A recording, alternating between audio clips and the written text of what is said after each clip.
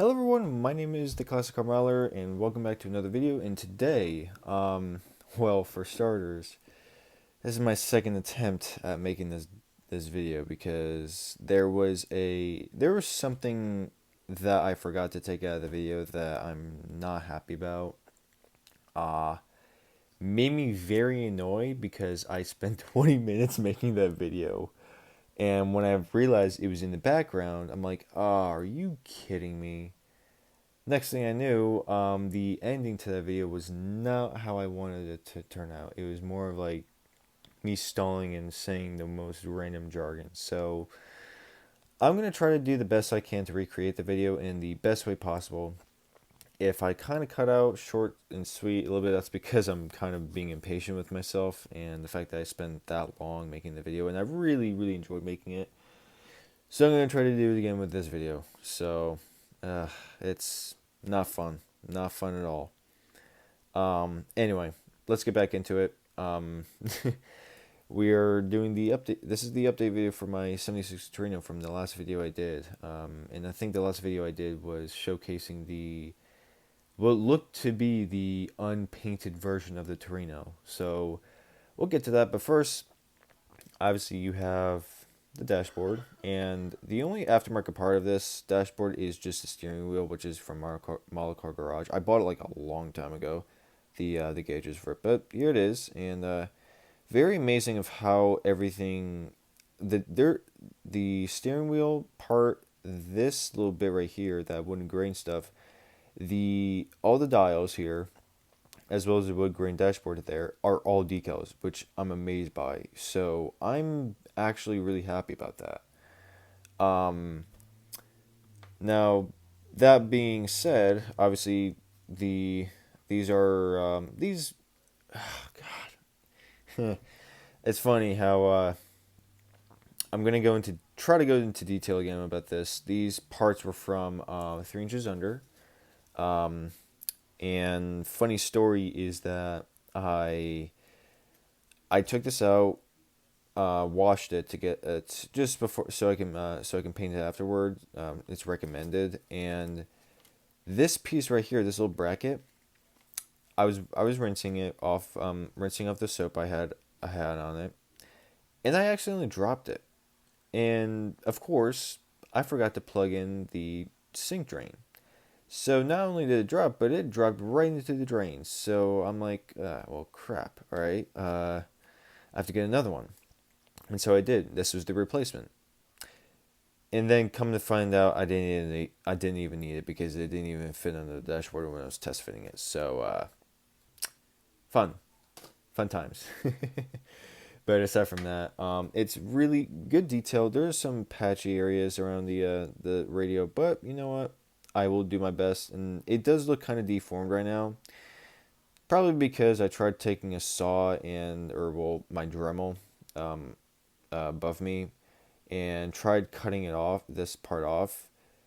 Did it go well? It was, and then I decided not to go forward with it because I was a little nervous that I'd do more damage to it, like I'd cause heat friction. So I decided to say, all right, you know what, let's just cut it. I'm not gonna do that, or I'm not gonna cut it.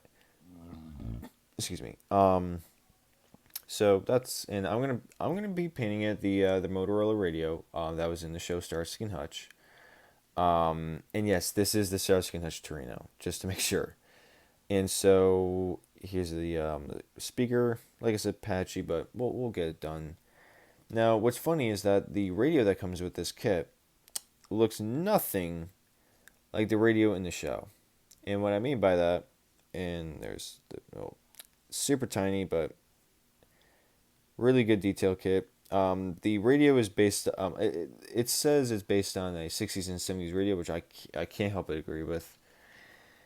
The radio that comes in the kit is this. Not sure what they try to do, but it looks nothing like a radio. So I'm like, yeah, that's not gonna go in there. So I was online looking for the radio, and there was so many photos of just different radios. Some from the 60s, the 40, like looks like the 40s. Some of them were from the 70s.